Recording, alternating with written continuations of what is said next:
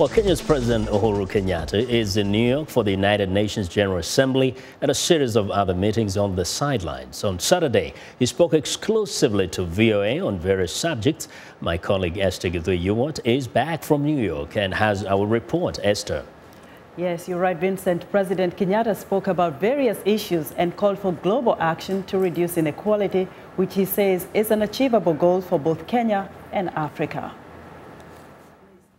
Mr. Kenyatta said narrowing the gap of inequality is within reach if there's political goodwill and understanding that basic issues like health, gender equality, education and even access to clean water are a necessity for all. I believe it is an achievable objective, especially if we can get the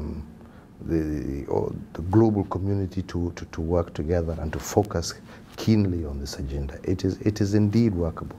I believe it is workable if we get commitment and clear, concise, thought-out programs. Kenyatta says developing countries should be given their fair share of global trade. He says the developed countries would not have to deal with issues such as migration problems currently being experienced in certain parts of the world if developing nations can sustain themselves.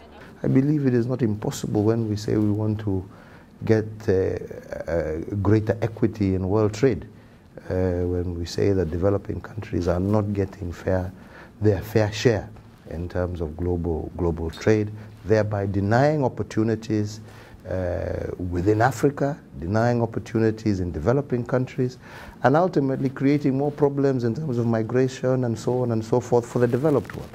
On terrorism challenges facing Kenya, President Kenyatta says his administration is investing heavily in security sector to counter the threat of terrorism and extremism. The threat of terrorism, again, is a threat not just to Kenya, it's a global threat. Yeah?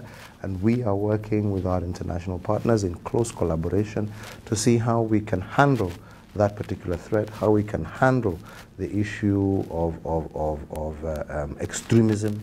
And on the political crisis in South Sudan, Mr. Kenyatta and regional leaders have been steering peace negotiations. However, President Salva Kiir of South Sudan and rebel leader Riek Machar have not been able to agree on key issues. Mr. Kenyatta says regional leaders would like to see an end to the stalemate, but also active engagement in the peace process by all parties, such as the civil society organizations and the community in general. We have made progress. We have gotten both parties now to sign the peace agreement. We have gotten both sides to see the need for peace. We are continuing to engage with them actively on the sidelines of the General Assembly. We are having a session to discuss South Sudan. Although peace remains elusive in South Sudan, Mr. Kenyatta is hopeful and says the key focus now is to implement the peace agreement, and this will require regional and international communities' involvement to help establish the formation of a government of national unity. Now we'll have more on our exclusive interview with Kenya's President Uhuru Kenyatta in our upcoming broadcasts.